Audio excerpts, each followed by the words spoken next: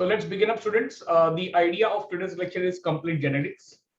ठीक है, full I think so last time आपने respiration topics को read किया होगा, photosynthesis, respiration. See, mainly that chapters are clear concept based. We have reserved of questions. In next session we will be completing the all environmental biology part. As in all 11 questions are expected from environment only. तो environment का part learning है, DPP आप लोग solve कर रहे हैं कि नहीं I don't know. But you have to solve at least 100 questions of physics, chemistry and biology daily. 300 questions आपको रोज solve करने हैं, time intervals break के साथ में आप उसको plan करिए. Probability is that कि by I think so they are going to declare today or tomorrow only they are going to declare the dates for NEET forms and exam dates are expected at 12th of August. तो 12 अगस्त को exam date expected है, but due to current situations of third wave of COVID, there are strict objections to postpone these examinations. But probability is very clear that they will take these exams anyhow. So regardless of what they are going to do, you have to go ahead with your plans, right? आज हम लोग पूरा genetics discuss कर देंगे, पूरा genetics. मतलब उसमें Mendel का chapter, post Mendel, molecular basis, biotechnology, वो सब इंटरमिंगल्ड ही है. तो पांचों टॉपिक्स वो एक साथ आते हैं, ठीक है. उसी में आपका सेल, सेल्यूलर, ये कोई कॉन्सेप्ट कोई अलग से नहीं पढ़ाता. अभी आप लोगों को एट दिस स्टेज तो ऐसा हो गया कि you should directly start solving the MCQs only. Alright, तो चलो क्या क्या कवर करने वाले हैं पहले मैं आपको एक राउंड ऑफ सिनॉप्सिस में बता देता हूं. I have shared the screen. Is it visible everybody? Just confirm once. Yes sir. अभी देखिए कैसा है कि तुम लोगों को कॉन्सेप्ट रीड करने के लिए कम से कम 2 घंटा एनसीईआरटी को देना होगा. Most of questions, most of बोलने के बाद में ऐसा होता है कि 99% questions are from the lines, between the lines of NCERT. So idea is very simple, you have to focus there. Okay, अभी लास्ट संडे को सेशन हुआ रिगार्डिंग एमबीबीएस. बहुत सारे पेरेंट्स का कॉल आ चुका है सामने से, उनका लाइनअप होगा इस संडे को, डॉक्टर वो अवेलेबल रहेंगे. But there are many rules which NMC, National Medical Council, is changing on daily basis. So there is very uncertainty related to admission process also. 4 नया मेडिकल कॉलेज खुला, but cut off बहुत high चलता है, fees ये लोग बहुत बढ़ाने वाले हैं. तो वो सब स्ट्रेस है पेरेंट्स के एंड पे. जब आप मेडिकल साइंसेस बोलते हैं तो मेडिकल साइंसेस सिर्फ आपके स्टडीज पे नहीं होता, पेरेंट्स के बजट्स पे भी होता है. क्योंकि there is a handful of seats with governments, और वही सीट सिर्फ ऑलमोस्ट फ्री ऑफ चार्ज के रेट में रहती है. तो हम लोग को दिखता है कि यार this is very easily available, so we focus on that. Those who are with pharmacy, government pharmacy का कट ऑफ, बहुत सारा बच्चा लोग उस दिन पूछ रहा था, गवर्नमेंट का कॉलेज का फार्मेसी का कट ऑफ है 99.6 परसेंटाइल एमएचटी सीईटी में. I am very clear. 200 out of जिसको 190 के ऊपर मिला रहता है वो उस कट ऑफ रेंज में रहता है, 99.5 परसेंटाइल एंड अबव. इसका मतलब बहुत साफ है कि गवर्नमेंट कॉलेजेस में आपको आपका स्कोर कट ऑफ बहुत हाई रखना पड़ेगा. You have to be ambitiously strive. For those who are eyeing the pharmacy part, anybody here with BPT idea? Physiotherapy वाला कौन है? कौन आएगा फिजियोथेरेपी वाला? हाँ सर, मैं. क्या नाम है बेटा आपका? Mrinmayi. Mrinmayi, for physiotherapy the rule is very clear. You have to be 50% in PCB. There is no condition of NEET. Medical entrance NEET का कोई कंडीशन है ही नहीं. नीट का ना पीसीबी सीटी कोई नहीं लेता फॉर फिजियोथेरेपी, ऑक्यूपेशनल थेरेपी, दोनों के लिए, जिसको बीओटी एंड बीपीटी कहते हैं हम लोग. ये दोनों के एडमिशंस डायरेक्ट होते हैं आपके 12th के परसेंटेज के बेस पर. मगर मुंबई में जितना भी कॉलेजेस है अपना, फिर वो आप GS medical college, JJ grand medical college या लोकमान्य तिलक ले लीजिए, इन लोग क्या करते हैं, क्योंकि इनके पास में बहुत सारे एप्लीकेशंस आते हैं, तो ये लोग बोलते हैं कि ठीक है, we will take on the priorities of needs course. Okay, again government college में सीट्स 60 सीट्स रहता है उनके पास में. 60 में से 30 सीट्स ओपन कैटेगरी के लिए, rest of 30 seats are for reserved categories. तो आप कौन से कैटेगरी में बिलोंग करते हो उस कैटेगरी के हिसाब से उसका मेरिट लगता है. But rule is for physiotherapy there is no entrance. एक कॉलेज है MGM कॉलेज नवी मुंबई में, you must be knowing right? MGM college Navi Mumbai, it's a very good college. Navi Mumbai में है, नेहरू के आगे ही आपको खारघर बेल्ट में मिलेगा. खुद का उनका बहुत बड़ा कैंपस है, बहुत बड़ा हॉस्पिटल भी है, वो मेडिकल कॉलेज है. वहां पर फिजियोथेरेपी करना होगा तो उनका एंट्रेंस देना पड़ता है. म्हणजे तिथे तुम्हाला वेगळा फॉर्म भरावा लागतं for physiotherapy in MGM college. Almost I think so 1.5 lakh per year की फीस रहती है इनकी. 4 इयर्स का प्रोग्राम रहता है, डिग्री आपकी डॉक्टर की आती है. Alright, is there any other student? अच्छा, एमबीबीएस टारगेट वाले जितने भी बच्चे हैं, बीएमएस बीएचएमएस बच्चा कब जाता है? जब उसको एमबीबीएस नहीं मिलता. उसका बीएमएस बीएचएमएस का पैशन नहीं है, वो जा इसलिए रहा है क्योंकि उसको एमबीबीएस में नहीं मिला. देखिए, अभी आपके पास में एक सीरियस लास्ट 30 डेज है. अब इस 30 डेज में आपको डेली बेसिस पे 30 डेज है, 30 दिन है.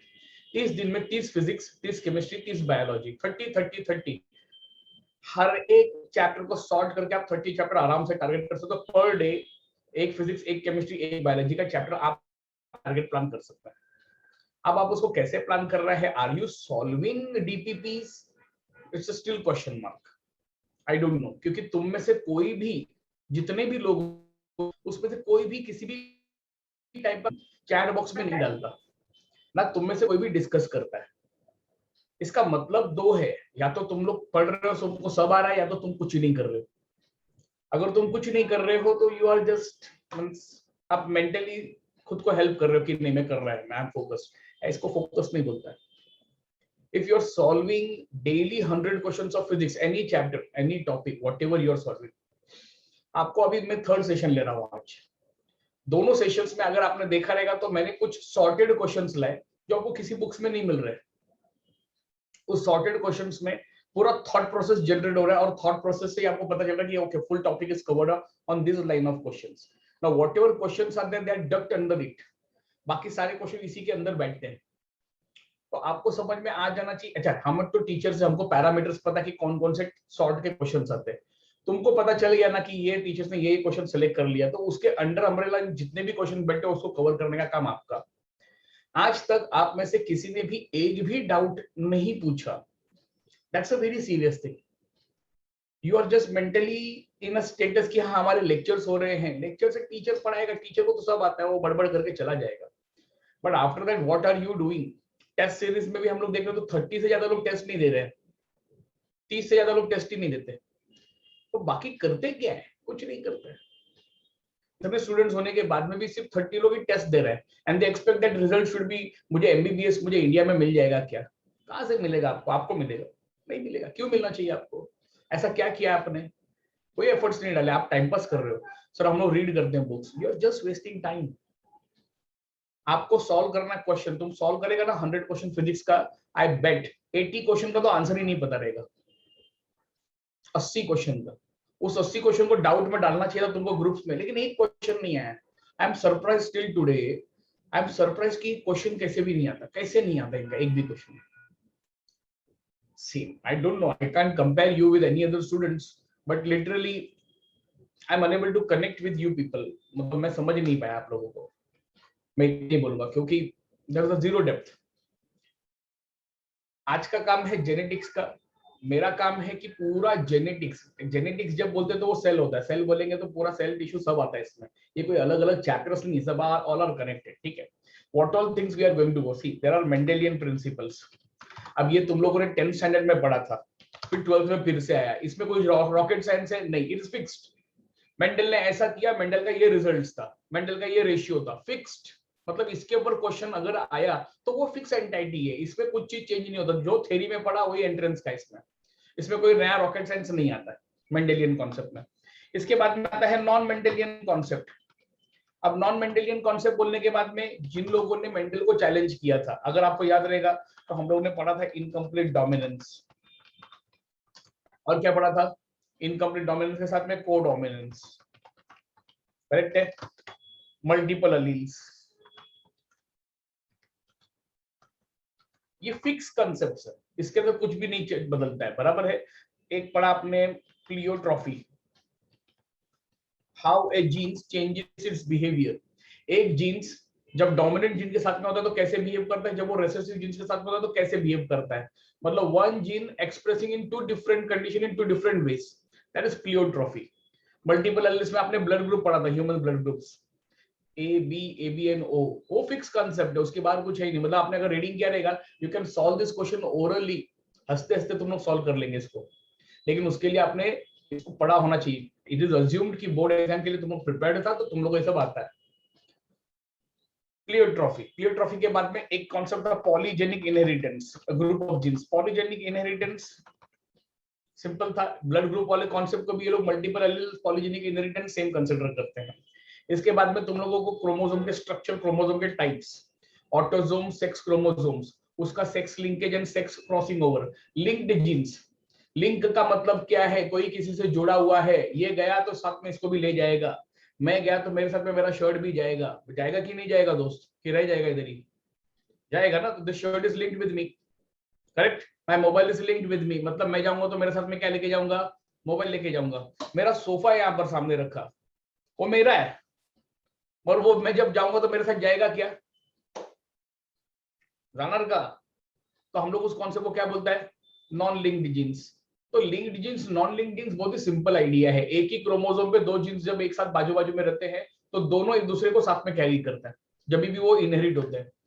उसी में जब थोड़े डिस्टेंस पे रहेंगे तो पॉसिबल रहता है कि साथ में जा भी सकते हैं, पॉसिबल रहेगा कि वो नहीं भी जा सकते हैं। बट वो लिंक्ड जीन्स रहते हैं, उसको होता है वो लूजली अरेंज लिंक्ड जीन्स। एक रहता है नॉन लिंक्ड जीन्स, दो अलग अलग क्रोमोसोम्स पे, वो जाएगा ही नहीं साथ में। इसका मतलब ये जो पूरा कॉन्सेप्ट ड्राइव है, जब आप रीडिंग करते हैं तो रीडिंग में जब भी टर्मिनोलॉजी का प्रॉब्लम आता है, कॉन्सेप्ट का प्रॉब्लम आता है, you should ask, but point is nobody ask, so that's okay.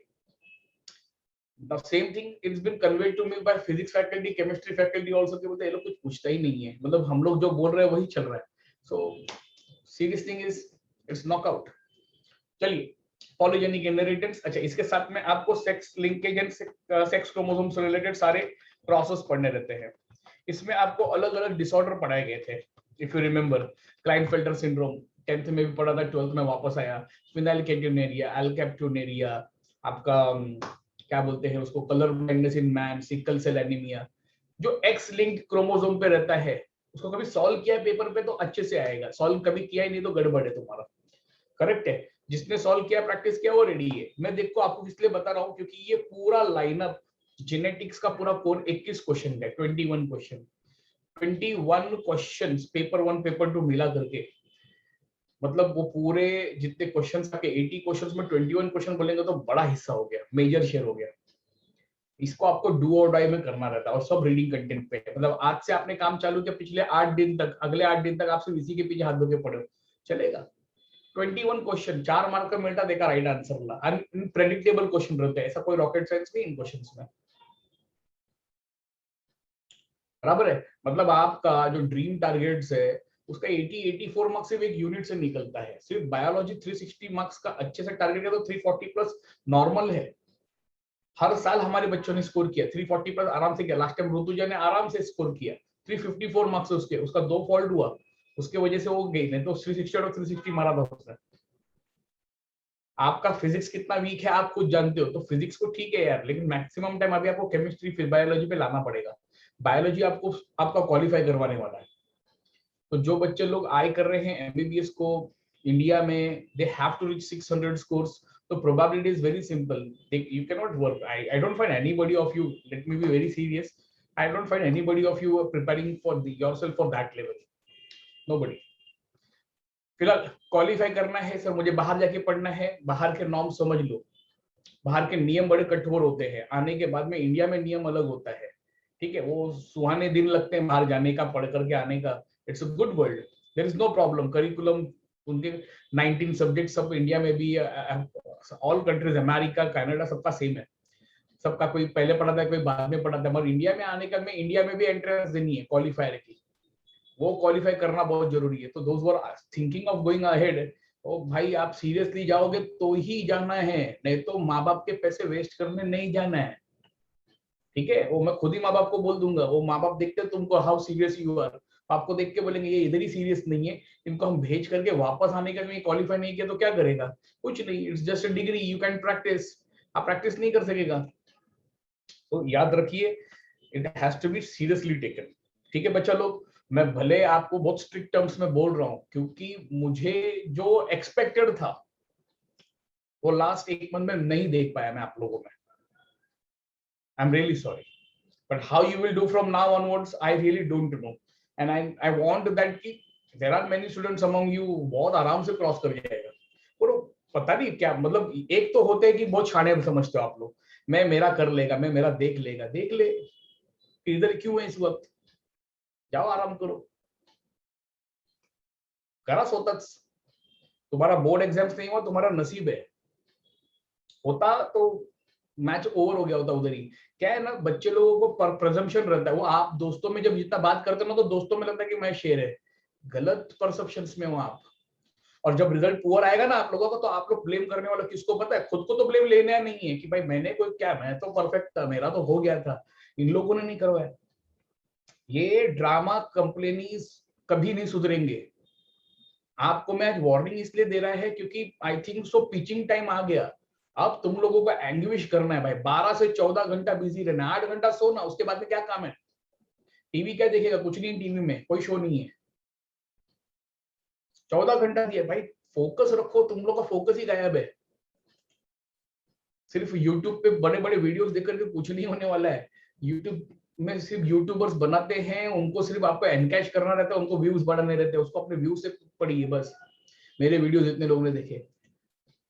C relax students, because of zero interaction from you, I am also in a very tease कि मैं क्या करूं तुम लोग के लिए। मुझे मुझे खुद को नहीं पता। तुम लोग का जो बिहेवियर है, सभी लोगों का, एक का दो का, सबका, पूरा गैंग का बिहेवियर एक साथ है, यूनिफॉर्म चल रहा है आप लोग। तो I am going ahead with the question bank, okay, I am going ahead with the concepts, that's my duty, I will do that, but to be very honest, not happy with the way you people are working up, okay.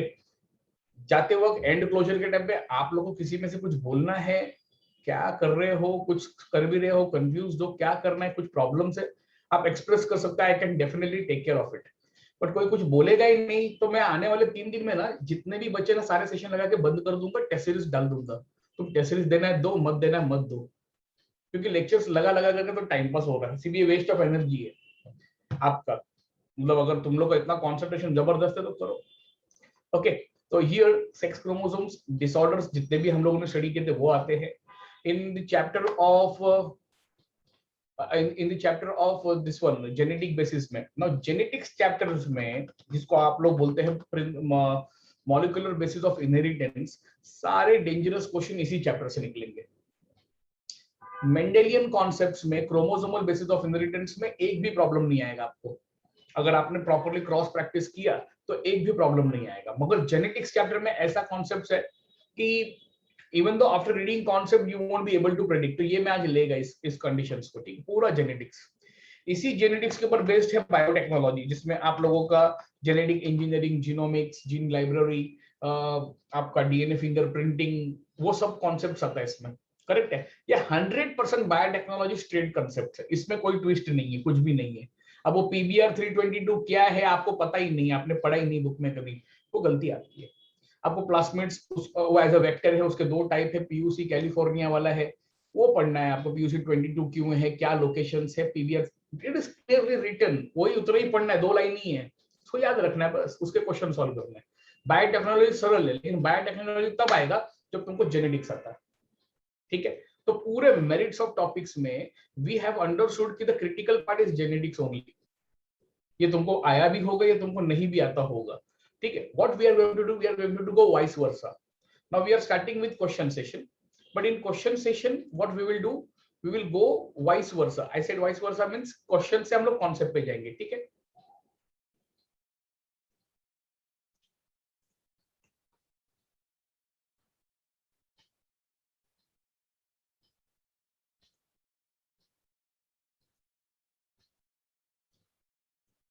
Alright student, is this screen visible to you? एक PowerPoint open किया मैंने, दिख रहा है क्या? Please confirm. No sir. Okay, नहीं दिख रहा है? नो। ठीक ठीक, आता दिसेल, अभी दिखा? Yes sir. Yes. Okay okay, चलिए, तो let's begin up. Still opening, okay, चलिए मैं शुरू करता हूं। वैसे फर्स्ट क्वेश्चन है, in a sequence of nucleotide OH group is freely attached at dash. You have a habit of looking at the options, I have a habit of looking at the question. The first thing what you have to learn from your teacher is why to focus on question first, regardless of what options are given. In a sequence of nucleotide OH group freely attached, let us postmortem this question. क्या बोल रहा है ये question, demand क्या कर रहा है, कौन बताएगा?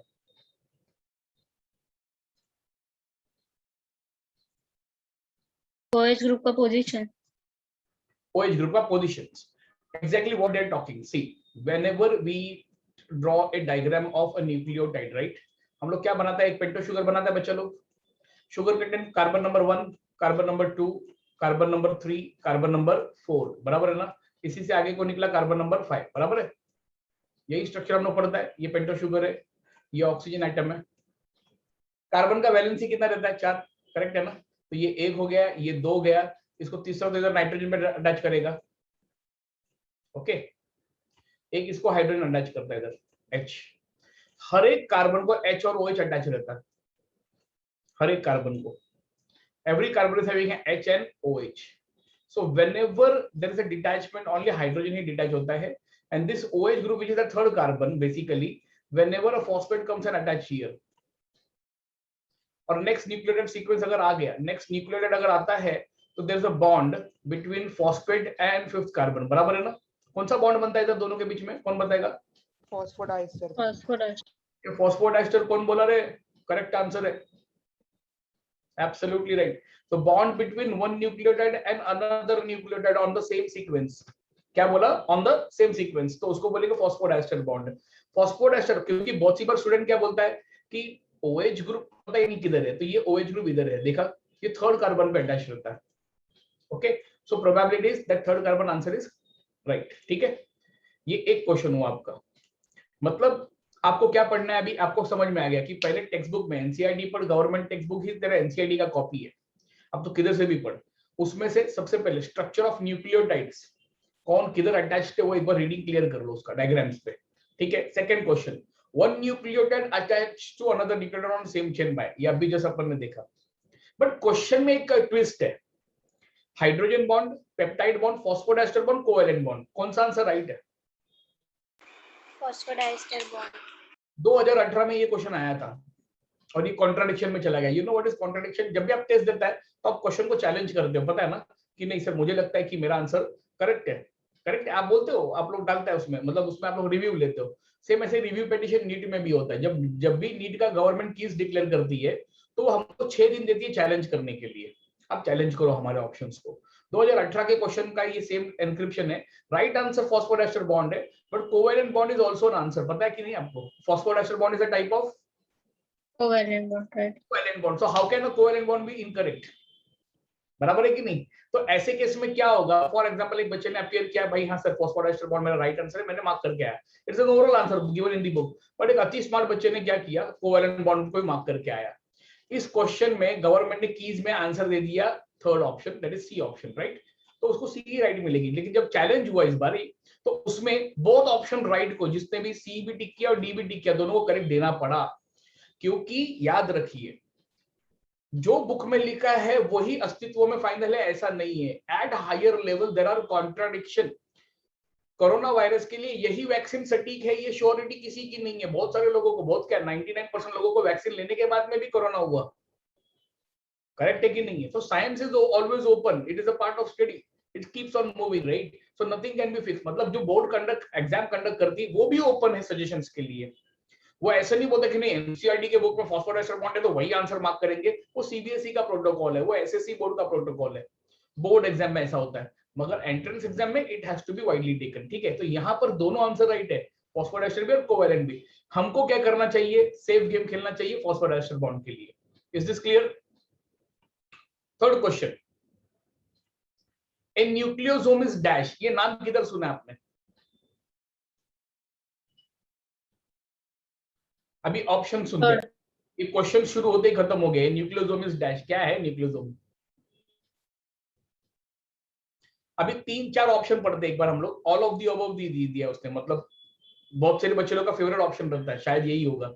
Nucleoside, what is nucleoside? कौन सांगणार? देख, न्यूक्लियोसाइड हम लोग क्या बोलता है? पेंटोज शुगर, बराबर है, along with nitrogen Nitrogenous base.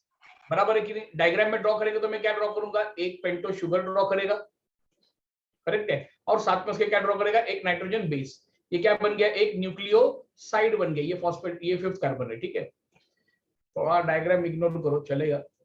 Okay, तो ये न्यूक्लियोसाइड है। व्हाट इज न्यूक्लियोटाइड, कौन सांगणार? नाइट्रोजन ये भी होता है, base, sugar and phosphate. Phosphate. I'll rather say nucleoside along with phosphate, बराबर है ना? मतलब न्यूक्लियोसाइड के साथ में जब फॉस्फेट आता है तो क्या बन जाता है, न्यूक्लियोटाइड बन जाता है। मतलब इसको जैसे ही यहाँ पर न्यूक्लियोटाइड अटैच फॉस्फेट आ गया तो ये क्या बन गया, न्यूक्लियोटाइड बन गया, करेक्ट है। Okay, is this anything to do with nucleosome? जोम का मतलब क्या, नहीं मालूम ना? पूछने का। जोम का मतलब होता है बॉडी, बायोलॉजी में लाइसोसोम, राइबोसोम, बराबर है, नाम सुना है। जोम का मतलब होता है बॉडी। न्यूक्लियोसोम मतलब न्यूक्लियस में जो न्यूक्लियन बनता है उसके फॉर्मेशन में काम करता है। यहाँ पर एक लिखा है लिंक डीएनए विद हिस्टोन्स। अब ये हिस्टोन्स कितने लोग को नहीं मालूम क्या होता है? भाई चैट बॉक्स भी यूज कर, या चैट बॉक्स तो में जा नहीं रहा है, आप अनम्यूट करके बोल दो डायरेक्ट मुझे, सर नहीं पता। पता है हिस्टोन्स क्या रहता है? हिस्टोन्स कौन कौन बताएगा? The histones are proteins. Correct है बेटा। DNA packaging. बेसिक ए कौन डीएनए पैकेजिंग, कोई तो बोला, कौन बोला? Sir Amanda. Absolutely, DNA packaging. जब भी अमेज़न हमें कोई चीज सामान बेचता है तो उसको पैक करके बेचता है, बराबर है कि नहीं? करेक्ट है, अच्छे से पैक करके बेच देगा। The length of one DNA 30 metre long है, 30 मीटर। एक हाथी होता है 3 मीटर का, तो 10 हाथी को एक के ऊपर एक रखोगे तो वो क्या बन गया, 30 मीटर लॉन्ग, बराबर है ना? 30 metre long DNA packed inside a nucleus which is not even visible to our naked eye, only seen in a high electron power of microscope। इसका मतलब उसको बहुत अच्छे से पैक किया रहेगा, करेक्ट है। तो पैकेज ऑफ डीएनए के लिए, डीएनए को आप ऐसे ही पैक नहीं कर सकते, उसको पैक करने के लिए एक प्रोटीन लगता है, उसका नाम क्या है, हिस्टोन प्रोटीन। कभी भी याद रखना एक कॉन्सेप्ट रहता है, there are 2 types of DNA, prokaryotic DNA and eukaryotic DNA. पता है कि नहीं आपको? ओ बच्चा लोग, what is the difference between prokaryotic DNA and what is the difference between eukaryotic DNA? नाम सुना है कभी आपने?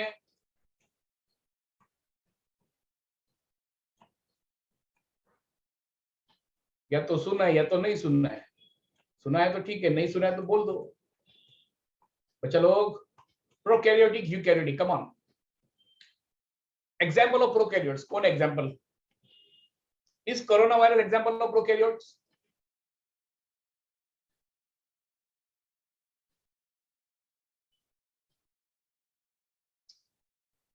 देखिए अभी क्वेश्चन है, उसका आंसर या तो यस होगा या तो नो होगा, करेक्ट है।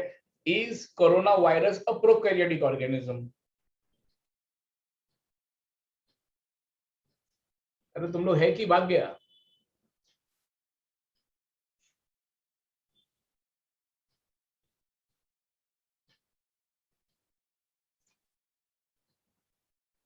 ओके ठीक है, साक्षी बोलती है आई डोंट नो।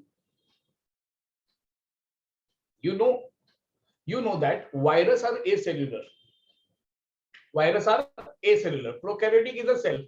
इसका मतलब वायरस प्रोकैरियोट में भी नहीं आता, गया नहीं sir. Virus is not a prokaryote because it is an acellular creature.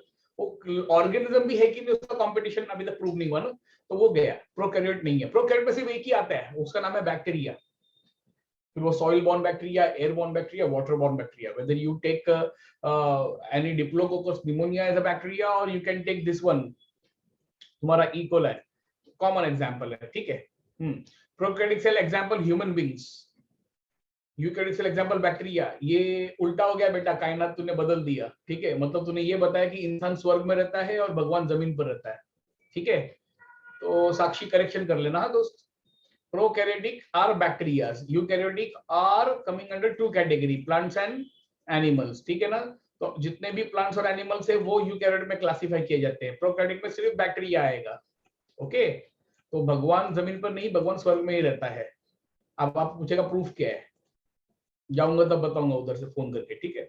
तो फिलहाल इधर इस कॉन्सेप्ट्स में वी नो दैट कि प्रोकैरियोटिक एंड यूकैरियोटिक्स, यार 2 टाइप्स का सेल है, दोनों का डीएनए रहता है। बैक्टीरिया का भी डीएनए रहता है। बैक्टीरिया का डीएनए कैसे रहता है, तो हम लोग ने कभी ऐसा डायग्राम ड्रॉ किया रहेगा, उसको बोलते हैं सर्कुलर डीएनए। क्या बोलते हैं उसको हम लोग? सर्कुलर डीएनए, करेक्ट है ना। और यूकैरियोटिक का डीएनए कैसा रहता है? Linear DNA. लीनियर मतलब सीधा रहेगा, ये ऊपर से लेकर के नीचे तक रहता है ना। तो दोनों में सबसे बड़ा फर्क यही है, एक है सर्कुलर डीएनए और एक है लीनियर डीएनए शेप में, और उनके नेचर में सबसे बड़ा फर्क किधर है? तो हिस्टोन्स के रोल पर है। In prokaryotic cell there is no histone protein, ये आपको रीड करना था, नहीं किया कर लेना। In eukaryotic cell there is a presence of histones protein, इसका मतलब हिस्टोन प्रोटीन ही दोनों को, प्रोकैरियोटिक और यूकैरियोटिक को डिफाइन करता है। लिंक डीएनए क्या है? तो हिस्टोन्स प्रोटीन एक particular core octa core molecule है। सबसे पहले तो H1 मॉलिक्यूल आता है, हिस्टोन प्रोटीन 1, ठीक है। ये मां नहीं लिखा है, H1 लिखा है, ठीक है। तो बोलेगा सर ने मां क्यों लिखा है?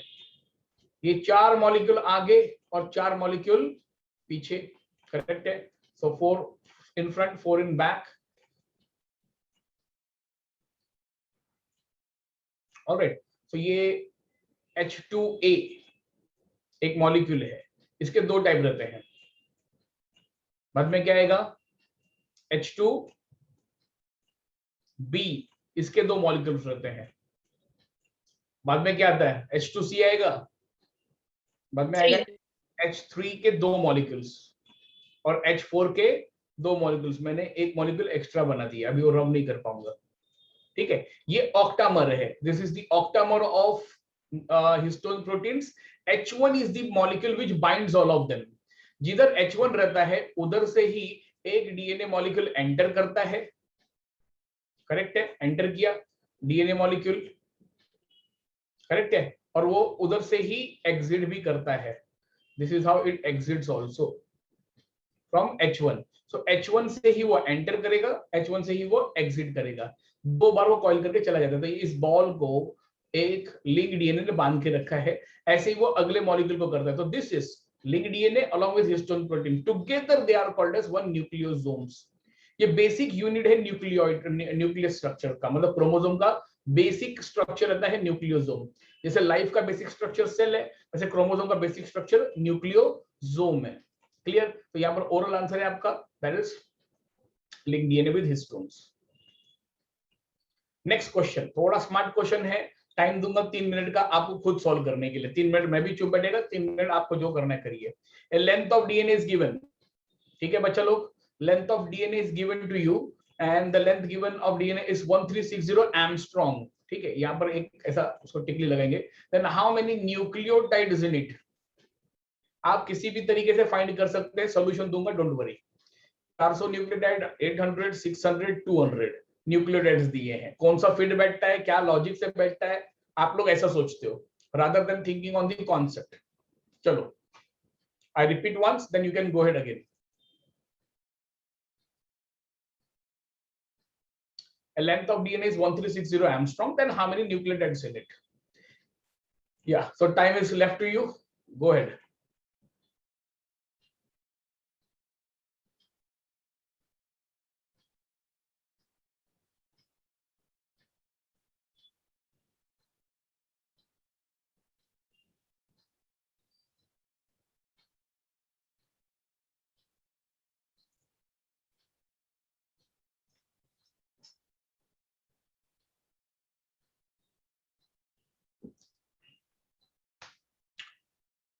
Okay. Anybody got any answer? Book pen लेके बैठे हो कि पिक्चर देख रहे हो, मूवी देख रहे हो, वेब सीरीज देख रहे हो, ऐसे सामने मोबाइल रखे? Length of DNA is 1360 800. 800. Okay. Who got this answer? Vidhi. Riddhi, good बेटा। तू तेरा सोल्यूशन एक्सप्लेन करना, हाँ कैसे आया। तब तक वेट करते हैं। और किसी को आंसर मिला है क्या? और कोई आंसर मिला है क्या? और कोई आंसर मिला है क्या, वो भी पूछते हैं। Amanda got 400, right. So 2 answer मिल गए हैं, एक को मिला है 400, एक को मिला है 800। 2 आंसर है। Anybody with 600? अच्छा अच्छा, ठीक है ठीक है। अजून कोणाला भेटलं का स्कोर्स? देखिए मिलना चाहिए। अच्छा, किसी को 5th ऑप्शन मिला क्या? सर मेरा 1200 आ रहा है सर, कोई है क्या ऐसा? आ सकता है ना, ऐसे आता है, वो अपने को ही आता है। जब भी हम टेस्ट देते तो ऐसा लगता है कि मेरा ही आंसर राइट है ऐसा होता है। चलिए, who will justify first? Riddhi और Amanda, who wants to justify first? Sir, I will do. Okay, go ahead. आप जो बोलेगा मैं इधर लिखेगा, हाँ सोल्यूशन, ठीक है। कौन बोल रहा है? रिद्धि बोल रही है। Yes, sir.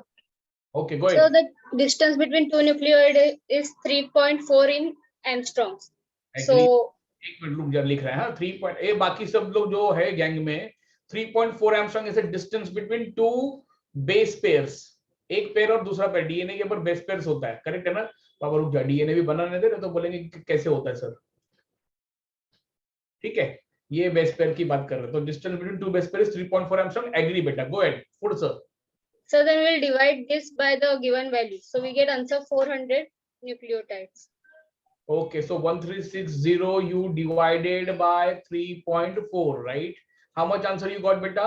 400. But that will be in one strand. So in both the strands, 800. अच्छा, in both the strand you will multiply by 2, so you got to the logic of 800, बराबर है? Yes, sir. Okay, Amanda किधर है? बेटा, you justify yours. Sir, I forgot to multiply by 2. Oh, चलेगा चलेगा, कोई बात नहीं, अभी याद आ गया ना? Yes, sir. चलो, ये बच्चे ने अपना लॉजिक एक्सप्लेन किया, मैं आपको कॉन्सेप्ट वाइज बता देता हूँ, ठीक है? This student just smartly she just put the number and she reached her quote and answers. I'll tell you the methodology, what exactly the concept and speaks. बराबर है? ध्यान से सुनना।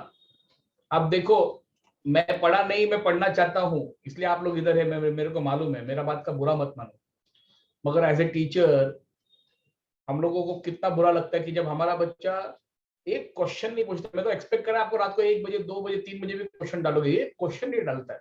कितना सुकून का जिंदगी जी रहे हैं मालूम है हम लोग। We do not want to live like this, we want to solve your questions, but you people are not asking anything, इसलिए बुरा लगता है। चलो ठीक है, जाने दो, पागल के साथ बड़बड़ करेगा मैं। अपन आंसर पे जाएंगे। 1360 एंगस्ट्रॉम लेंथ ऑफ डीएनए, मतलब क्या? एक डीएनए है, चलते जा रहा है चलते जा रहा है चलते जा रहा है चलते जा रहा है, लेंथ कितना दिया उसका? 1360, ये टोटल लेंथ है। Logic says that on DNA there is one spiral turn. Am I right? Always rule number 1, step number 1 क्या फाइंड करने का? Number of spiral turn. ये स्पाइरल टर्न क्या होता है? एस शेप का टर्न, याद आया? कितना लेंथ रहता है इसका स्पाइरल टर्न का? 34 Armstrong. Very nice. तो one spiral turn is having a length of, जिस दिन आपने इसको फॉलो किया इस प्रोटोकॉल को, इस क्वेश्चन में किसी भी टाइप का ट्विस्ट आ गया, आप कभी भी मिस्टेक नहीं करेगा। आज न्यूक्लियोटाइड पूछा है, कल बोलेगा प्यूरिन्स निकाल, परसों बोलेगा बेस पेयर्स निकाल, तो आप कहां पर एग्जैक्टली लॉजिक अपना रुकाओगे? तो लॉजिक है दोस्त, वो अप्लाई होता है, मगर जो कॉन्सेप्ट है, मतलब कंसेप्ट का जो चलता है वो कभी नहीं बदलेगा। तो सबसे पहले क्या फाइंड किया? Number of spiral turns. मुझे पता है कि one length of one spiral turn is 34 angstrom, so what I will do, 1360 I'll divide by 34। Correct है? आंसर कितना आ गया दोस्त? आंसर आता है इसका 40। निकालो ये 40 क्या है? 40 is the number of spiral turn है। स्टेप 2 क्या फाइंड करने का? हर स्पाइरल टर्न में कितना बेस पेयर, तो हमको पता है कि हर स्पाइरल टर्न में 10 बेस पेयर रहता है। ओके, सो स्टेप 2 क्या फाइंड करने का? Number of base pairs in it. Correct? So in 40 turns I'll multiply by 10 base pairs. That's why Amanda got stuck with the point कि क्या निकालना था। तो Amanda बेटा, this is 400 base pair, right? Where you waited. Third point, find out the number of nucleotides that has been asked in our question. अब nucleotide find करने के लिए हम क्या करेगा? In one base pair there are 2 nucleotides, एक purine और एक पायरिमाइडिन, बरोबर ना रे? तो अपन क्या करना है? 400 base pair multiplied by 2 nucleotides each. Answer कितना आ गया? 800 न्यूक्लियोटाइड्स, करेक्ट है? Now find out the number of purines in it. बोलो, अगला लेवल चला गया। तो fourth point, what shall be the number of purines in it and pyrimidines कितना है? कौन सांगणार? 400. According to which rule you founded this? एक साइंटिस्ट था, उसका नाम था चारगाफ, वही बोला था number of purine is equal to number of pyrimidines, correct है? अगर 800 न्यूक्लियोटाइड है तो 400 प्यूरिन रहेगा, उसके सामने 400 पायरिमाइडिन्स रहेगा, करेक्ट है ना? मतलब Yes, ये sir. कॉन्सेप्ट लाइन है, पहला spiral turn, then base pair, then nucleotide, then the number of purines and pyrimidine. Okay, shall I change the question? मैं ऑप्शन नहीं दे पाऊंगा आपको, मगर मैं क्वेश्चन बदलता हूं। Instead of 1360, the length of DNA given is 17 Armstrong. Find out nucleotides. चला, अच्छा क्वेश्चन क्या चेंज? समझ में आया कि एक मिनट ना बेटा, क्वेश्चन समझा सब लोग को? A length of DNA 17 angstrom, 17 angstrom दिया मैंने सिर्फ। Yes, sir. तो करना क्या, how many nucleotides in it, question same रखा मैंने। मैं प्यूरिन पायरिमिडिन कर सकता था, मगर चलो सीधा चलते हैं। लेंथ कितना दिया? 17 एंगस्ट्रॉम। क्या अभी क्या करोगे मेरे रूल के हिसाब से? नंबर 1 स्पाइरल टर्न कैसा होगा? एक स्पाइरल का लेंथ कितना है? 34. तो 17 डिवाइड बाय 34 केलं तर काय होणार बाबा? 1/2. 1/2 मतलब क्या होगा? 0.5। 5. मतलब ये तो आधा ही टर्न है, करेक्ट है कि नहीं? बट रूल क्या है? सेकंड पॉइंट क्या है? बेस पेयर फाइंड करने का। कैसा फाइंड करते हैं? 10 बेस पेयर इनटू 0.5 करेगा ना? तो कितना आंसर आया? तो आप बोलेगा कितना sir? Only 5 base pair are there, मतलब how many nucleotides? Multiply by 2, answer is how much? 10. 10 nucleotides, right? So if you ask someone, ask you number of purines in it, you will just immediately divide into 2 again. So concept clear हो गया? ये question 2017 का है, 17 angstrom वाला। आधे से ज्यादा बच्चे गड़बड़ हो गए थे कि ये क्या कर दी, ये तो बेसिक से भी कम है। तो वो लोगों ने अपने लॉजिक से पूछने का कोशिश किया, बट अगेन लॉजिक से चलोगे तो कभी कभी दो ऑप्शन के बीच में स्टक होगा। One student got to the answer, one student got stuck up with the other options, है ना? तो लॉजिक कभी कभी आपको गड़बड़ कर सकता है, कॉन्सेप्ट कभी नहीं करेगा। Is this clear? Yes, sir. चलो नेक्स्ट क्वेश्चन अटैक। तुम्हारे कॉन्सेप्ट्स क्लियर हो रहे हैं? अभी हम लोग ये actually structure of DNA based question है ये सब। ओके चलिए, ये क्वेश्चन वैसे इजी है बट चलो। ए डीएनए हैज ए फॉर क्या? एप्पल। 89. Adenine. हे प्रभु, तू जिंदा है, तूने हमको बनाया, ये प्रूव हो गया। ए फॉर एडिनिन बोला है लोग ने, तो बोलता था A for apple. A is 16%। Then how many is G? G for क्या? गांधी जी। Guanine. Guanine. बेनिन, करेक्ट है। ए दिया है, जी फाइंड करना है, बट अपने को क्या पता है? ए पेयर विद टी, है ना? And G pair with C. G find करने के लिए सी होना चाहिए कि नहीं होना चाहिए? Yes, sir. और इधर तो सी दिया ही नहीं है, फाइंड करो। क्वेश्चन रॉन्ग है क्या? नहीं. 1 minute 60 seconds, मैं कुछ नहीं बोलूंगा, तुम अपना कंक्लूजन निकालो, आंसर पे पहुंचो।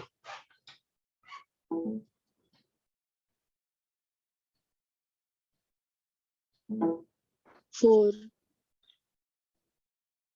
क्या बेटा? I didn't got fourth option. Yes. Who says fourth option 34%? Yes, sir. 4.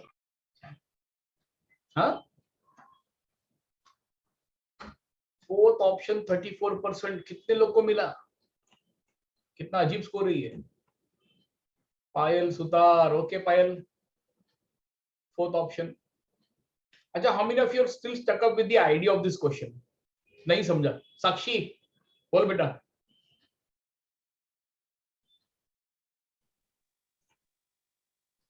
Saloni Patil, Nisha Rathod says 4 मारो चौका। ऋषभ सिंगल, ऋषभ एक्सप्लेन करेगा बेटा कैसे आया 4? Yes sir. बोल बेटा। सर एडेनाइन थायमाइन के साथ पैर होता है, तो क्योंकि एडेनाइन का 16 है तो टी का भी 16 ही रहेगा। एक्सेलेंट। टोटल गया कितना? 32। Percentage is always out of 100। तो 100 माइनस 32 क्या, तो क्या रिमाइंडर बचा? 68 68 करेक्ट। और दो लोग बचे हैं, जी एन डिवाइडेड बाय 2। तो तूने डिवाइड बाय 2 किया, आंसर पे पहुंच गया। Is this clear to everybody? Logic समझा? Yes, sir. Most of Yes, sir. 99% time they will give you A and C both. कोई 4 में से 2 दिया रहता है, आंसर पहुंच जाएंगे, तो उसमें आप कॉम्प्लीमेंट्री बेस पेयरिंग से आंसर पहुंचते हैं। लेकिन जब भी परसेंटेज दिया रहता है तो यूज दिस लॉजिक। ठीक है, clear? Yes, sir. Very good. चलो परफेक्ट हो रहा है तुम लोगों का काम। और नेक्स्ट क्वेश्चन इज दिस। ये मेरा फेवरेट क्वेश्चन है। इसका कॉन्सेप्ट नहीं आएगा तो टेंशन मत लेना, पहले कॉन्सेप्ट एक्सप्लेन करूंगा फिर क्वेश्चन एक्सप्लेन करूंगा। लेकिन अगर तुमको आता है और तुमने कभी सीखा है, देखा है, समझा है, तो बिंदास बोलना। रॉन्ग रहेगा आंसर चलेगा। Question is a heavy DNA. Heavy का मतलब मोटू डीएनए, मेरे जैसा जाड़िया डीएनए नहीं है। A heavy DNA is replicated in the medium of N14, then obtain its total DNA after 7 generation. 7 पुष्टों के बाद कितने डीएनए रहेंगे? एक डीएनए है हेवी डीएनए, उसको रेप्लिकेशन किया मीडियम 14 में, N14 में, और 7 जनरेशन के बाद में कितने डीएनए रहेंगे? पहली बात, अच्छा ऑप्शन पढ़ू क्या एक बार आपके लिए, ऐसे ही टाइम पास के लिए। 126 heavy DNA, 2 light DNA, 126 light DNA, 2 heavy DNA, 64 light DNA, 64 heavy DNA, 100 heavy DNA, 28 light DNA। ये क्या क्वेश्चन है? इंट्रोस्पेक्ट करो, एनालिसिस करो क्वेश्चन की। Anybody is there?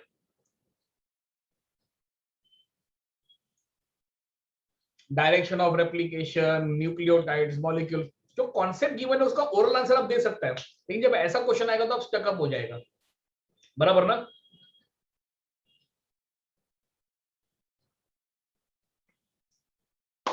चला, पहले तो कितने लोगों को ये क्वेश्चन सर नहीं मालूम? सनिका पाटिल, बोल बेटा क्या बोलते? Do you know this question? Nisha Rathod? No sir. Good good. अच्छा पहले एक बात, एक आवाज में सब लोग बोलो सर हमको ये नहीं आता ये क्वेश्चन, ये मालूम ही नहीं क्या है। सर कर रहे हैं, 1 मिनट। नहीं मालूम सर। एक किसी नहीं मालूम सर। नहीं मालूम, don't worry, DSM is there, but जिसने बोला 1 मिनट उसके लिए अपन 1 मिनट रुकेंगे, ठीक है? उसका हक बनता है दोस्त 1 मिनट पूरा काम करने का, क्योंकि उसको कॉन्सेप्ट पता होगा, कुछ तो लॉजिक चालू है। पायल सुतार ने बोला है ऑप्शन 2। पायल एक्सप्लेन करना पड़ेगा तुझे मुझे अभी ये क्वेश्चन, क्योंकि तेरा आंसर राइट है। अब वो कैसे आया वो बता। चलो पायल ने 1 मिनट मांगा था।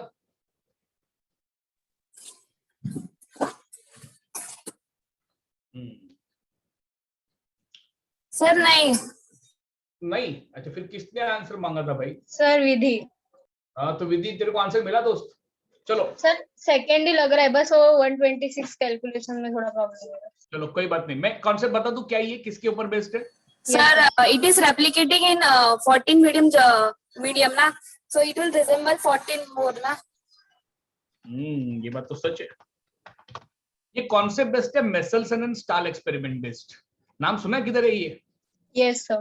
कौन था? एनी आइडिया कौन थे ये दोनों? क्या करना चाहते थे, क्या किया? Semi conservative DNA. Perfect, perfect, perfect. You're absolutely right. They were into a process called semi-conservative method of replication.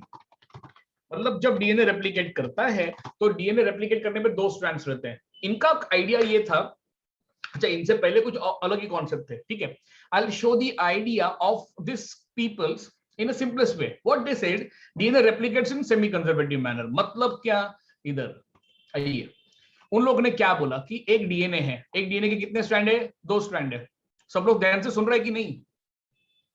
आधे लोग भाग गए। हाँ है सब लोग है, ठीक है। एक 1 डीएनए हैविंग 2 स्ट्रैंड, दोनों स्ट्रैंड के बीच में ये क्या है? उसका हाइड्रोजन बॉन्ड, ठीक है? वो हेलिकेज आता है, कट करता है, स्ट्रैंड सेपरेट करता है। चलो ठीक है, एक स्ट्रैंड इधर, एक स्ट्रैंड इधर, ये दोनों कौन है?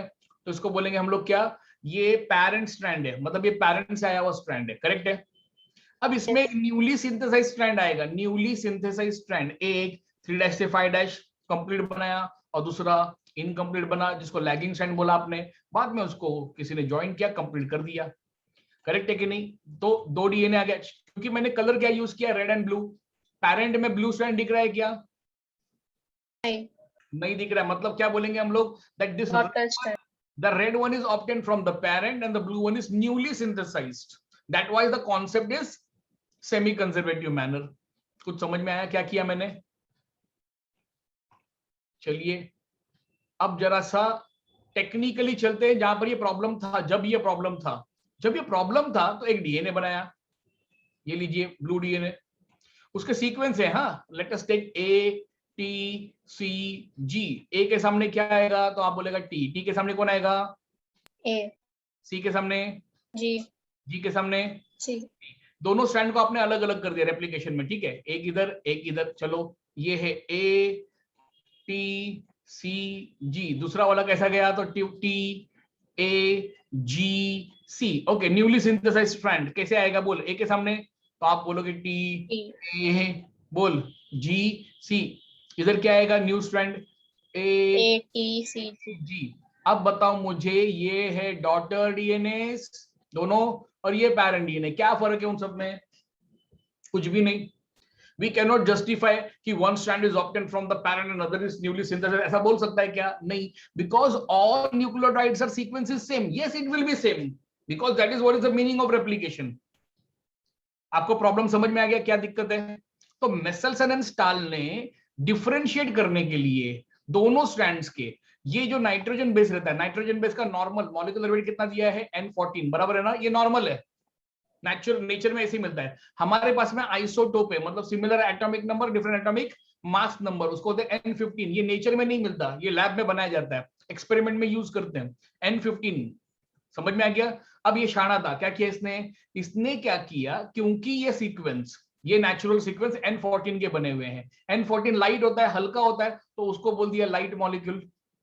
N15 हैवी होता है, तो उसको क्या बोल दिया वो लोग ने? Heavy molecule. बराबर है कि नहीं? अब कॉन्सेप्ट कैसे चलेगा देखिए. दो स्ट्रैंड्स है, दोनों के नाइट्रोजन बेस नेचुरल है, तो आप इसको बोलेंगे N14 स्ट्रैंड. क्या बोलेंगे आप इसको? N14 strand. जब दोनों 14 है तो इस डीएनए का नाम क्या पड़ जाएगा? Light DNA. कुछ समझ में आया लाइट डीएनए क्या होता है? अगर दोनों 15 आ गया तो क्या बन जाएगा ये? Heavy DNA. तो this is how the term of heavy and light DNA is used. चलिए इस एक्सपेरिमेंट में आते हैं. क्या किया उसने, इधर जब नाइट्रोजन बेस सीक्वेंस होगा, मतलब ये जब स्ट्रैंड अलग हुआ, ये वो स्ट्रैंड है ना जो पेरेंट से आया ATCG, ये TAGC नया बना, क्योंकि TAGC आसपास में जो मीडियम होता है, मीडियम मतलब ATCG, ये जो नाइट्रोजन बेस अवेलेबल थे ये सब हेवी वाले थे. A15 वाला था, C15 वाला, G15 type. T nitrogen base है ना, तो हैवी यूज किए थे. मतलब ये TAGC सब लोग कौन से टाइप के निकले? 15 टाइप के. पैरेंट में 15 टाइप था क्या? नहीं था, पैरेंट में सिर्फ 14 टाइप था. तो क्या प्रूफ किया? One strand is obtained from the parent and other is newly synthesised. तो प्रूफ करने के लिए इन्होंने इकोलाई बैक्टीरिया यूज किया और नाइट्रोजन N14 एंड N15 का कॉन्सेप्ट यूज किया. Meselson and stall experiment. Did you got this? अब इसमें ये जो डीएनए आया नया वाला, इसमें एक स्ट्रैंड 14 का और एक स्ट्रैंड 15 का है, तो इसको आप हैवी बोलोगे कि लाइट बोलोगे? क्या बोलोगे? ना ये हैवी है ना ये लाइट है, इसको हम लोग बोलता है hybrid DNA. Is this clear? Terminology शायद क्लियर हो गई आप लोगों की, लाइट हाइब्रिड और हेवी डीएनए की. तो light DNA when both strands are N14 correct. What is heavy DNA? When both strands are N15. What is hybrid DNA? When one strand is 14 and one strand is 15. ठीक है. अब उन लोगों ने question में 7 generation पूछा था आपको. चलो 7 जनरेशन क्वेश्चन बाद में, पहला how DNA replicate. So we know that DNA replicates very simply. Let us take a normal DNA, light DNA लेते हैं हम लोग, लाइट डीएनए. ठीक है. तो उसके दोनों स्ट्रैंड कैसे हैं? तो आप बोलोगे कैसे? सर दोनों स्ट्रैंड N14 के, बराबर है कि नहीं? मैं अभी आगे से N भी नहीं लिखूंगा, 14 लिखूंगा. दो स्ट्रैंड है, ये दोनों स्ट्रैंड रेप्लिकेशन स्टार्ट किया. फर्स्ट जनरेशन 1 क्या होगा? ये 14 अलग हो गया, दूसरा 14 अलग हुआ. लेकिन आगे रेप्लिकेशन के लिए जो नाइट्रोजन बेस अवेलेबल था, मीडियम अवेलेबल थी, वो हैवी वाली थी, 15 की अवेलेबल थी. मतलब न्यू स्ट्रैंड कौन सा टाइप का आएगा? 15. Is this clear? Okay, so in generation 1, what is the result in generation 1? In generation 1, there are 2 DNAs, बराबर है कि नहीं? और दोनों डीएनए कौन से वाले? हाइब्रिड. करेक्ट. चलो अभी सेकेंड जनरेशन के बारे में बताओ. तो सेकेंड जनरेशन में क्या होगा? देख मैं इतना डिटेल में क्यों जा रहा है, क्योंकि तुम्हारे एक बार टकले में बैठ गया तो मेरा शॉर्टकट काम कर जाएगा. इसमें 14 और 15 अलग होगा. सेकेंड जनरेशन में 14 स्ट्रैंड अलग हुआ और 15 स्ट्रैंड अलग हुआ. ऋषभ बराबर है ना दोस्त? Yes sir. इधर भी 14 एंड 15 अलग हो गया सेकेंड जनरेशन में. ये लो 14 15 मैंने अलग अलग कर दिया. लेकिन what was the medium available? तो हम बोलते 15 वाज अवेलेबल. तो नया स्ट्रैंड तो 15 का ही आएगा ना. सब में नया स्ट्रैंड तो 15 का ही आया. ये लीजिए. तो टोटल कितने डीएनए आए सेकेंड जनरेशन में? 4. Total DNA 4. रिजल्ट कैसे बोलेंगे? How many light DNA, how many heavy DNA, how many hybrid DNA? 2 hybrid 2 heavy. 2 hybrid and 2 heavy. Light एक भी नहीं आया. थर्ड जनरेशन अभी देख 2 का 4 हुआ, तो अभी कितना होगा? 4 का कितना होगा? 8. हाँ 6 नहीं होगा दोस्त. तो ये 14 15 को अलग अलग करना पड़ेगा मुझे पहले. तो ये लीजिए 14 ऊपर लिखा, 15 नीचे. लेकिन इसका नया स्टैंड कैसा आएगा 15। कुछ समझ में आ रहा है क्या हो रहा है? Yes. इसका भी 15। जो लोगों का लिंक बीच में गायब हो गया रहेगा वो बोलेगा सर ये क्या कर रहे हो आप, है ना? तो 15 रिकॉर्डिंग देख लेना बाद में। तो फिर 15 अलग अलग हो गया। न्यू स्टैंड कैसा आएगा 15 ईच। तो यहाँ पर out of 4 DNA how many heavy? तो आप बोलता 3 हैवी 1 हाइब्रिड, करेक्ट है ना? तो इधर भी वही होगा, एक हाइब्रिड रहेगा और 3 हैवी, मतलब टोटल कितने हैवी आ गए? तो 6 हैवी आ गए, +2 कैसा आ गया? हाइब्रिड आ गया। लाइट है क्या? नहीं है। What is the logic in all these calculations? We say that whenever such question comes, we always say that DNA replicates in a very smartest way, and the smartest way is 2 to the power of whatever generation they have asked. 2 to the power of whatever generation. How many generation they asked? So we say 7. This question is coming in your 6th standard. Indices बोलते हैं इसको, 2 to the power of 7. मतलब 2 का 7th root नहीं निकालना है तुमको, square cube वैसा कुछ नहीं करना है, सिर्फ चुपचाप क्या करने का, 2 को कितनी बार लिखने का? कितनी बार लिखा? 7 टाइम। अभी चलो मेरे साथ क्यूमुलेटिव फ्रीक्वेंसी कहते हैं, मतलब इसको जेनेटिक्स में अप्लाई किया जाता है। 2 2 जा 4, 4 2 जा 8, 8 2 जा 16, 16 2 जा 32, 32 2 जा 64. 64 2 जा 128. मतलब टोटल डीएनए कितना आने वाला है? 128 बराबर है। टोटल डीएनए कितना आएगा ये पता चल गया, बराबर है। अब उन लोगों ने शुरू किससे किया? अगर उन लोगों ने शुरू हैवी से किया, किससे किया? हैवी, तो याद रखना हैवी रिजल्ट में होगा ही नहीं, लाइट ही रहेगा, क्योंकि जो मीडियम रहता है ना, जो मीडियम रहेगा वही रिजल्ट में रहेगा। ओके, अब what ever is a number -2, what is 2? 2 is always hybrid, 2 hybrid रहेंगे, बाकी बचा हुआ कौन रहेगा? जिसका मीडियम है, जिसका मीडियम है। अगर हैवी से शुरू किया और मीडियम लाइट का है तो डीएनए लाइट आएगा। समझ में आया कि नहीं? और अगर लाइट से शुरू किया तो मीडियम हैवी हो गया, बराबर है कि नहीं? तो आप क्या बोलोगे? इधर क्या आएगा? इधर हैवी आ जाएगा। ओके, पहले change the question. If the same question is asked for 13 generation, 13 generation, ठीक है, एक लाइट डीएनए को हैवी मीडियम में रेप्लिकेट किया। लाइट को किसमें रेप्लिकेट किया? हैवी मीडियम में। चलो चालू। For how many generation? 13 generation. 7 generation में आंसर तो आपका आ गया। 7 जनरेशन में 128 था, 8 जनरेशन में 256 है ना, 9 जनरेशन में 512, 10th जनरेशन में 1024, 11th जनरेशन में 2048, 12th जनरेशन में 4096 एंड 13th जनरेशन में 8192। तो टोटल डीएनए कितना आया? 8192 टोटल आया। ये टोटल डीएनए, इसमें से हाइब्रिड कितना बोलो? 2. है, शाबाश, मैच खत्म। 2 हाइब्रिड है, बाकी बचे हुए कौन है? Heavy. Did you got the style of these questions? Book में अगर ये क्वेश्चन मिला तो तुम लोग इसको 30 सेकंड में बीट कर पाओगे अभी, ठीक है? Yes, sir. ओके फाइन, चलो हम लोग चला लो फिर से अपने क्वेश्चन बैंक पे। तो in this question total DNA is 128। If you see in this question, बहुत सारा बच्चा लोग लॉजिक लगा रहा था 64 लाइट डीएनए 64 हेवी डीएनए के अकॉर्डिंगली, बट वो वैसा नहीं बैठता है, ठीक है? वो लॉजिक है, वो एक्चुअल नहीं है। नेक्स्ट क्वेश्चन है, क्वेश्चन नंबर 4 नहीं है ये, आगे गया क्वेश्चन है। ए कोड इज, कौन पढ़ेगा ये code? Anybody reading this code? As per rule पढ़ना है। अब रूल क्या था? कोडॉन में पढ़ने का। कोडॉन में पढ़ने का रूल क्या था? रूल ये बोलता है कि इनको 3 में पढ़ना रहता है, ट्रिपलेट्स में, ATG, GTC, CGC, AGG, CGC। इसको रूल एज पर रूल पढ़ना बोलते हैं, ना कि आप पढ़ोगे ATG, GGG, TTCC, वैसा नहीं पढ़ते। What is its anticodon? कितने लोगों को क्वेश्चन ही नहीं समझे? A code is something given, what is its anticodon? Short question है, और कोड कुछ तो बदलेंगे और ये गड़बड़ करने वाला है, और ये क्वेश्चन तुम लोग 100% रॉन्ग करते हो, और मैं चाहता हूं कि तुम लोग इसको अश्योर करो इस क्वेश्चन को। चलो ऑप्शन 3 कर। ऑप्शन 3, कौन बोला ऑप्शन 3?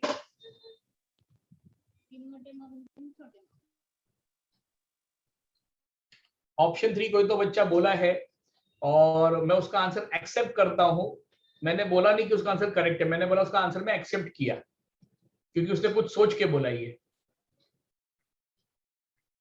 अरे कौन बोला, अपना नाम तो बता दोस्त। myself नामदेव। नामदेव परब, ठीक है। साक्षी भी बोलती है ऑप्शन 3। वैसे नामदेव बता दो आपका आंसर रॉन्ग है, और साक्षी तेरा भी साथ में। क्यों रॉन्ग है तू मुझे पूछ सकता है, sir why my answer is wrong, I will justify. Okay, पहले तो इन लोगों ने क्या पूछा है, क्या विचार लेते हैं। ये कोड और एंटी कोडन क्या पहले पता है क्या आप लोगों को?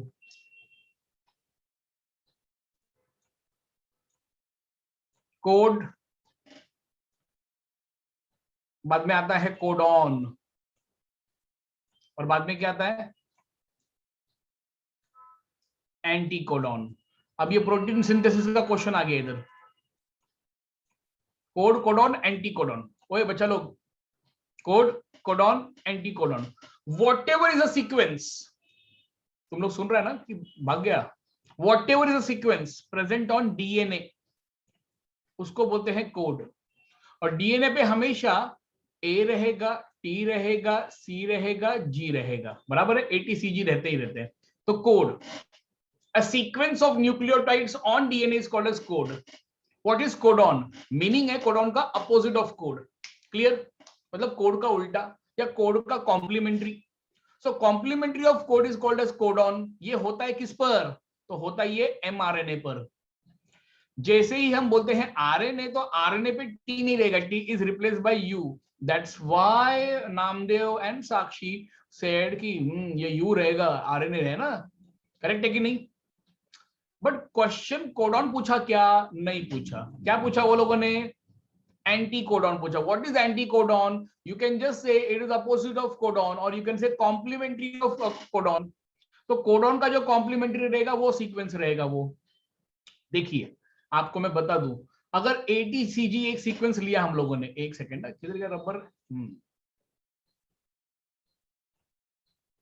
ओके, चलिए आपके लिए इधर ही ड्रॉ करते हैं। अगर ये ATGC सीक्वेंस है डीएनए पर, इसका mRNA पे सीक्वेंस जाएगा तो कैसे जाएगा? ए के सामने क्या आएगा बोल?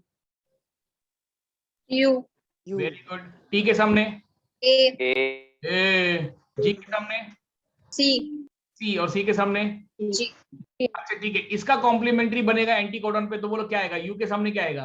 A. ए के सामने क्या आएगा? U. Very good, you, because it is N tRNA, right? तो RNA है तो यू ही रहेगा इसमें। सी के सामने G. के सामने सी। इस बॉक्स को इस बॉक्स से मैच करो, क्या फर्क है दोनों में? Uracil. सिर्फ टी के जगह पे यू रिप्लेस हुआ, बराबर है ना? मतलब कोड और एंटी कोडॉन दोनों का सीक्वेंस सेम है, इतने की कोड पे टी होता है और उसका टी रिप्लेस हो जाता है यू से इन एंटी कोडॉन। अब अपने कोड को देखो, कितने टी है अपने पास में? 2, एक ए के बाद में और एक जी के बाद में। पहला ऑप्शन क्या दिया देख, ए के बाद में क्या दिया है? यू, देखा क्या? बराबर है ना? तो मतलब डीएनए का जो सीक्वेंस रहता है वही एंटी कोडॉन का सीक्वेंस 100% सेम रहेगा, सिर्फ डिफरेंस किस पे रहेगा? T is replaced by U. Is this clear to everybody? T is replaced by U, T is replaced by U, that's it. Second option क्या किया देखा मैंने? सेम टू सेम जेरोक्स मार दिया है। थर्ड ऑप्शन में क्यों दिया? थर्ड ऑप्शन मुझे नामदेव को कंफ्यूज करना था, क्योंकि ए के सामने यू आया तो बच्चा बोलेगा यही रहेगा, क्योंकि वो तो आरएनए है ना। And the fourth option AUG, ये तो सेम है रे, ये देखना AUG फर्स्ट ऑप्शन, ये भी सेम है AUG। GUC, इधर क्या गड़बड़ किया देखा क्या? इधर बीच में कौन आ गया? टी आ गया, टी रह गया कैलकुलेशंस में। मतलब ये क्वेश्चन में ये प्रोबेबल आंसर है। Is this very clear to everybody? Yes, sir. This is called sure short questions. ये ऐसे टाइप के क्वेश्चन ही आपको हरास करने वाला है। चलो आज के लास्ट 2 हरासमेंट। एक क्वेश्चन बैंक में मेरे को ये मिला था, आपके लिए चुन के निकाला है, क्योंकि मुझे लगता है कि इसी क्वेश्चन पे सारी कहानी खत्म हो जाती है। इन मेज, मेज मक्का खाता है ना, एक कलर्ड एंडोस्पर्म, कैपिटल सी दिया, मतलब वो डोमिनेंट है, ओवर कलरलेस स्मॉल सी दिया है, and a full endosperm capital R is dominated over shrunken small R. When a dihybrid F1 generation was test crossed, it produced your phenotypes in the following percentage: colored full 48, colored shrunken 5%, colorless full 7%, colorless shrunken 40%. From this data, what will be the distance between two non-allelic genes? और यहीं पर हमारा career आकर के बंद हो गया. ये क्वेश्चन है कि पूरा ऐसे है. पहले, are you interested in option? पहला क्वेश्चन है तुम लोग से. No. I am also not interested in options. Are you interested in the last part of this question? Yes. This question has to be divided into 3 priorities. Priority number 1, what is the paragraph number 1 they are speaking about? We have to solve that. क्या हम लोग पहले उसको solve करेंगे? उसको solve करने के बाद में खुद कुछ समझ के लेंगे कि क्या पूछ रहा है भाई, पहले हम तो समझे. उसके बाद में पैरा 2 जो रेशियो दिया कलरफुल 48, कलर श्रंकन 5, उसको एनालिसिस में कैसे मैच हो रहा है वो समझेंगे. फिर जो क्वेश्चन का मेन लाइन आया है, ये एलिलिक जीन का कॉन्सेप्ट क्या है, ये तो हमको कभी पढ़ाया नहीं, ये तो हमको पता नहीं पता, कोई बात नहीं, पहला क्या पैराग्राफ पता है ना. चलो चलते हैं व्हाइट बोर्ड पे. तो क्वेश्चन को क्या किया मैंने, क्वेश्चन को इन image coloured endosperm. What is coloured endosperm? रुक जाओ, इसको मुझे हटाना पड़ेगा ना, लिख लेने दो. कलर्ड एंडोस्पर्म है कैपिटल सीसी, बराबर है, और फुल एंडोस्पर्म दिया उन्होंने कैपिटल आरआर. तो कैपिटल सीसी कैपिटल आरआर बराबर है ना. इसको क्रॉस करेंगे किससे? छोटा सीसी और छोटा आरआर से. ये अपना कॉन्सेप्ट है. उन्होंने पूछा टेस्ट क्रॉस. चलिए पहला पैराग्राफ सॉल्व करते हैं अपन लोग. कौन पूछता है? Okay okay. तुम लोग को कुछ समझ में आ रहा है बच्चा लोग कि इस जेनेटिक्स को छोड़ने का विचार कर लिया है? चलो, shall we start? I'll use pen only. Yeah. Okay. So we are going ahead. Question: colorless and complete full endosperm. Correct? ठीक है. Color capital CC capital RR बराबर है ना. क्या है ये? कलरफुल है और फुल एंडोस्पर्म है. इसको क्रॉस करना है किससे? Colourless small C. छोटा सी को जरा स्टाइल में बनाएंगे नहीं तो गड़बड़ हो जाएगा. छोटा आर तो ऐसे भी पहचानने में आता है ना. तो ये दोनों कौन है? माताजी एंड पिताजी, बराबर है, पेरेंट्स. ये कौन है? तो इसको बोलेगा हम लोग डोमिनेंट पेरेंट, बराबर है ना. इसको क्या बोलेगा बोलो? Recessive parent. चलिए इनका गैमेट्स क्या आएगा? Capital C and capital R is there gamete. इसका क्या गैमेट है? Small C and small R. ये दोनों क्या बन गया?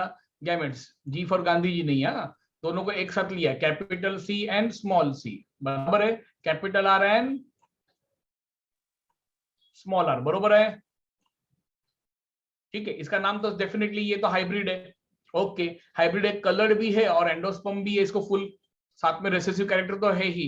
इसको टेस्ट क्रॉस किया. What is test cross? कौन बताएगा? Test cross is with the recessive parent. अरे वाह. When first generation is cross with recessive parent, इसीलिए ये रेसेसिव पेरेंट का नाम इधर ऊपर लिखना पड़ा. ठीक है. चलिए फर्स्ट जनरेशन मतलब capital C and small C, capital R and small R cross with छोटा सी सी, करेक्ट, एंड छोटा आर आर बराबर है ना.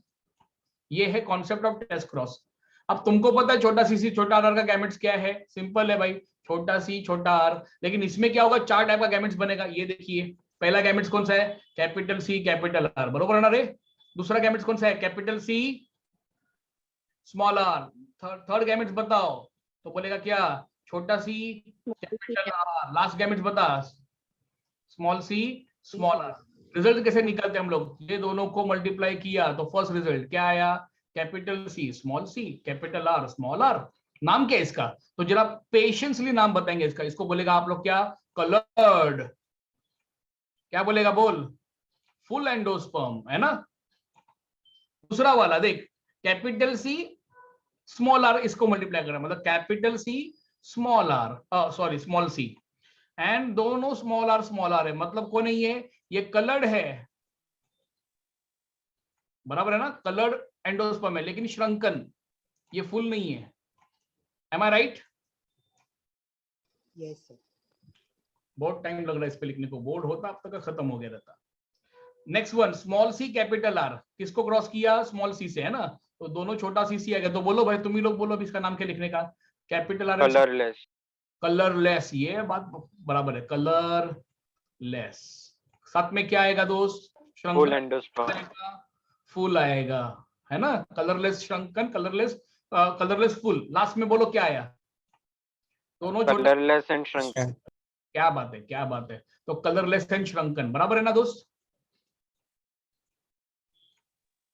ये लीजिए आपका क्वेश्चन का एनालिसिस, हमारा आंसर अभी इधर आएगा, है ना। अब उन लोगों ने कुछ कैलकुलेशन में नंबर्स दिए थे, कितने कितने परसेंटेज दिए थे, एक बार जरा जाकर के देखेंगे परसेंटेज कितने थे। हाँ, तो कहां गए रे? हाँ, इधर है परसेंटेज। कलरलेस, कलर्ड फुल, रुको, कलर्ड फुल के लिए था 48%, कलर्ड श्रंकन के लिए था कितना? 5%, और कलरलेस फुल के लिए था कितना?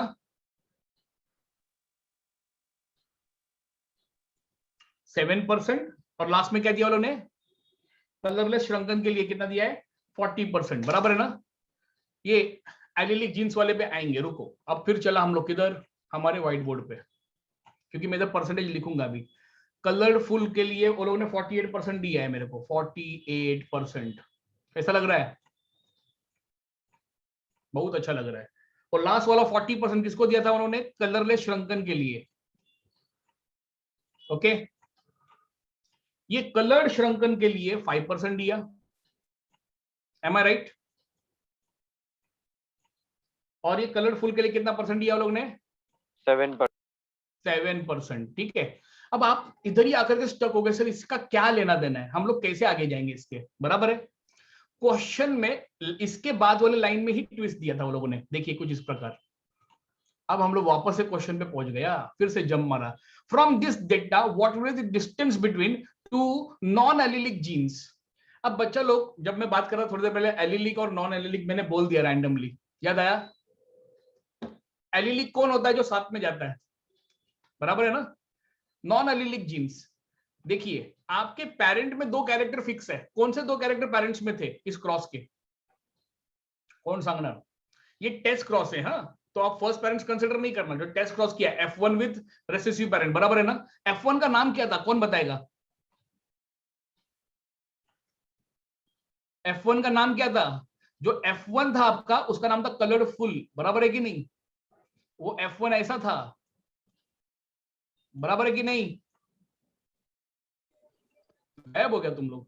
F1 कलर्ड फुल था, और उसको क्रॉस किससे किया अपन ने? रेसेसिव पेरेंट्स है, तो वो कैसा था? कलरलेस श्रंकन था, बराबर है? Yes, sir.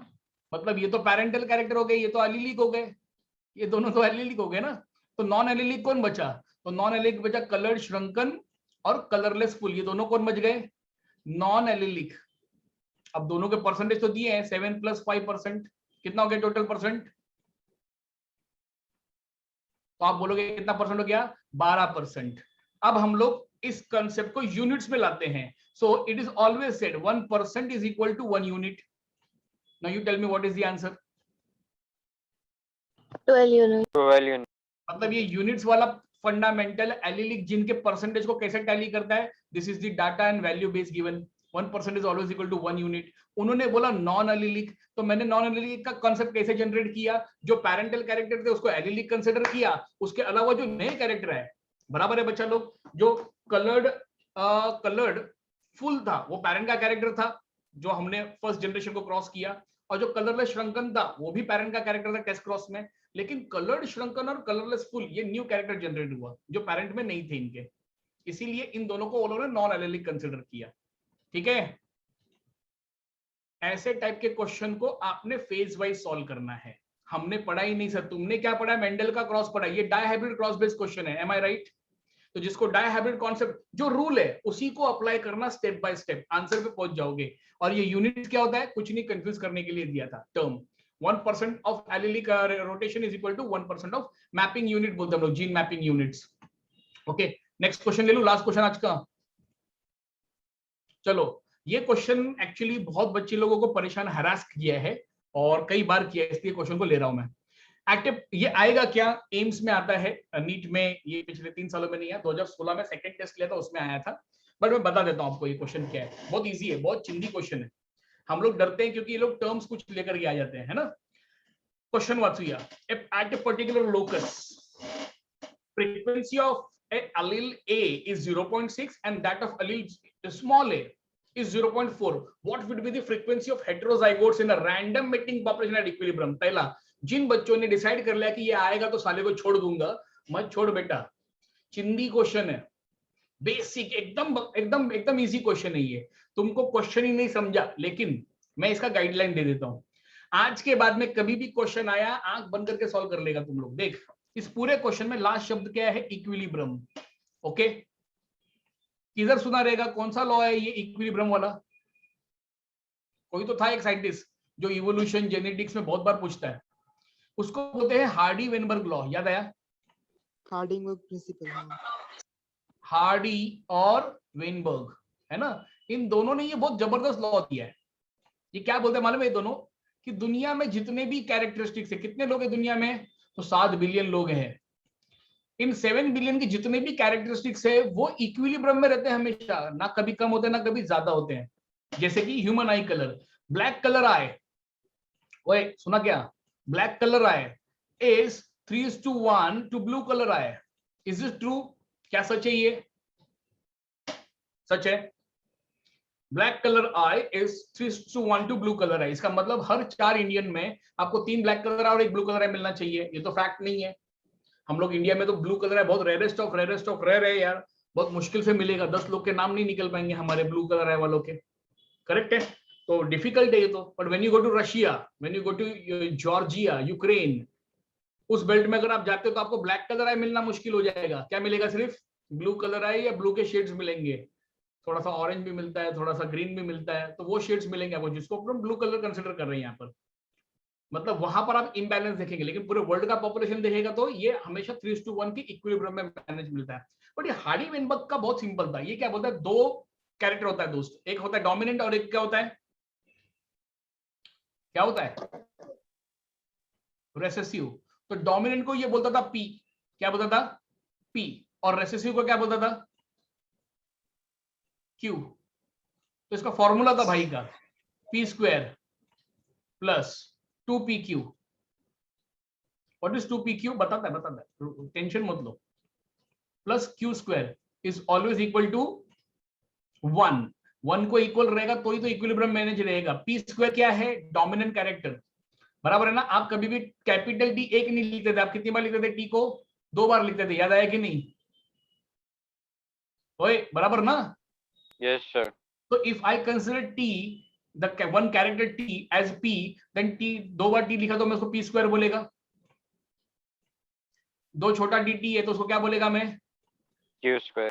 Very good. तो बता ये क्या है, PQ. और जब भी आप क्रॉस करते हो तो 2 बार मिलता ही है, 2 बार हाइब्रिड टॉल मिलता है, 2PQ. तो उसको उसने मल्टीप्लाई किया बाय 2, तो 2pq इसी को बोला उसने। ओके, चलिए अपने क्वेश्चन में घुसे। एट ए पर्टिकुलर लोकस, भूल गया इस लाइन को, frequency of an allele is a is 0.6. Okay, so what is a here? Let us consider a as p. Okay, and that of allele small a, छोटा a क्या है, q। दोनों का value दिया है दोस्त, करेक्ट है। What would be the frequency of, सुन क्या बोला है, फ्रीक्वेंसी ऑफ क्या, heterozygotes. What is heterozygotes? Is this a heterozygotes? Is this a heterozygote? So capital A, small a is heterozygote. अरे शाबाश, कैपिटल ए एंड स्मॉल ए, मतलब क्या करेगा बेटा तू, तो तू PQ कंसिडर करेगा ना, 2PQ, बराबर है ना। सो what is the frequency of 2PQ, वो वही पूछ रहा है, हेटेरोजाइगोट्स कितने हैं, तो हम क्या करते हैं, P का वैल्यू कितना है, तो हम बोलते हैं कि P का वैल्यू तो सर 0.6 है, मल्टीप्लाई करने का किससे, 0.4 से, ब्रैकेट क्लोज, बाहर 2 रखा हुआ है, जरा सॉल्व करो, कितना आंसर आया, 0.4 कैसे आया, 24 आया ना भाई। हाँ। अब इसको ब्रैकेट ओपन करेंगे तो कितना आएगा, 0.48 आगे answer, that is the heterozygosity of it. मतलब ये क्वेश्चन हार्डी वेनबर्ग लॉ वाला है, इसमें 2 वैल्यू दी, ये होमोजाइगोसिटी कभी पूछेगा ही नहीं। मतलब इस पूरे फ्रैक्शन में एक चीज फिक्स है, ये हेटेरोजाइगोसिटी वाला वर्ड, ये पर्टिकुलर लोकस वाला वर्ड, ये लाइन, ये पूरा स्टेटमेंट ही फिक्स है। अरे बहुत सी बार तो लोग नंबर भी नहीं हिलाते क्योंकि उनको प्रैक्टिकली एक ही नंबर रखना पड़ता है, because that number should not exceed the total value of 1, बराबर है ना। अगर 2pq 0.48 है तो इसको आप ऐड करने वाले पी स्क्वायर और क्यू स्क्वायर से, तो ऐड करके देख लेना, total value will be equal to 1, check कर लो मांगता है तो। पी स्क्वायर क्यू स्क्वायर भाई, तो 0.36 पी स्क्वायर बराबर है, क्यू स्क्वायर कितना है 0.4, तो कितना आएगा 0.16 बराबर है, और ये 0.48 आया, तीनों को ऐड कर लेना, हुआ कि नहीं 100? हाँ, तो 1 होता ही है इसका वैल्यू। ये हार्डी वेनबर्ग लॉ के बेस क्वेश्चन है, ये आएगा ही आएगा, तो भागना मत, प्यार से उसको P square plus 2pq plus Q square equal to 1 for fundamental में सॉल्व करना। ओके, अब पूछो भाई क्या पूछना है, क्या क्या सोच रहे हो। आई am really blank with you all, so you